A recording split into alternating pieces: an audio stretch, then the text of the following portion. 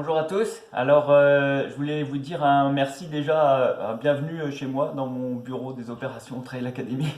Je voulais vous dire un gros merci. C'est un peu stressant là, de prendre la parole devant tout le monde sans savoir si ça va vous plaire ou pas ce que j'ai préparé. Donc, j'ai plein de bons commentaires. Merci vraiment à tout le monde. J'ai deux questions qui sont revenues et que je voulais partager à tout le groupe. Des recommandations concernant des personnes qui ne courent pas actuellement et qui souhaiteraient bien évidemment pouvoir être en mesure de courir à l'Ultra Trail Academy ou reprendre la course à pied après par la suite. Donc effectivement, là, on le voit encore de loin, là, mon tableau. Mes recommandations sont que on devrait recommencer à courir à partir de maintenant pour se préparer. Néanmoins, je l'ai dit lors de la vidéo, c'est pas grave si on n'est pas déjà rendu dans ces kilométrages-là. Pour ceux qui n'ont pas l'habitude de courir, on va recommencer la course à pied tranquillement, évidemment. Je vous recommande de recommencer par la marche. On va suivre peut-être un petit peu plus le programme de la Mini Trail Academy, qui est 2 km si possible de marche, 5 jours par semaine. Je sais qu'il y a quelqu'un qui est enceinte, qui a accouché dernièrement, pardon. Oui, on réintègre la marche à partir de maintenant. Et au fur et à mesure que le corps va être habitué à marcher, on pourra reprendre bien évidemment un cycle de course à pied. Mais vraiment, on intègre jusqu'à 30 minutes maximum par jour de marche au début. Et au fur et à mesure qu'on se sentira de mieux en mieux, oui, on va intégrer la course à pied. Mon objectif, comme je vous le disais, c'est pas de vous faire nécessairement travailler la vitesse, mais que votre physique puisse assimiler les distances que vous allez parcourir, parce que le parc est technique. Donc vous allez avoir un petit peu plus de longueur de course que ce que vous pourriez vivre dans différents autres événements de course à pied. Deuxième question qui m'était posée, Bruno, concernant les entraînements croisés.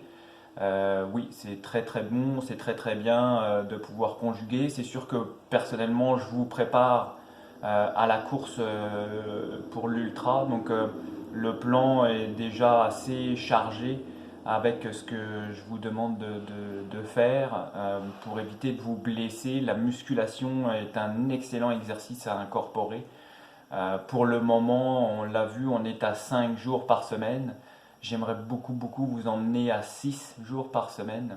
Vous gardez une journée de repos. Sachez que pour tous ceux qui vont courir l'ultra et l'oméga, on va atteindre des distances de kilométrage qui sont proches de 100 km par semaine. Pas tout de suite, hein, n'ayez pas peur là, mais plus tard on va atteindre ces distances-là. Donc pouvoir intégrer de la musculation, ça serait super, mais ça dépendra de votre emploi du temps également propre à chacun. Mais le vélo, combiner le vélo, c'est excellent également pour s'améliorer.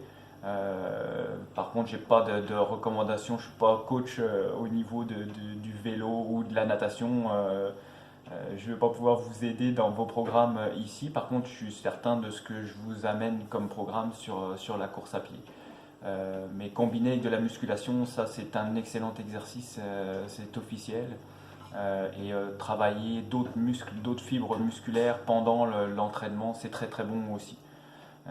Donc voilà, mais je veux me concentrer vraiment sur ce que je vous amène pour éviter là, de vous blesser en course à pied. Mais conjuguer la musculation avec la course, si vous avez le temps, là c'est vraiment absolument très très profitable pour tout le monde.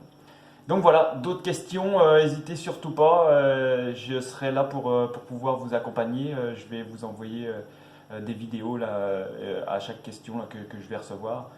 N'hésitez pas à les poser vous-même les questions là, par vidéo, là, aucun souci. Je vais faire au mieux là, pour pouvoir répondre à tout le monde assez rapidement. Bonne journée à tous, salut, bye!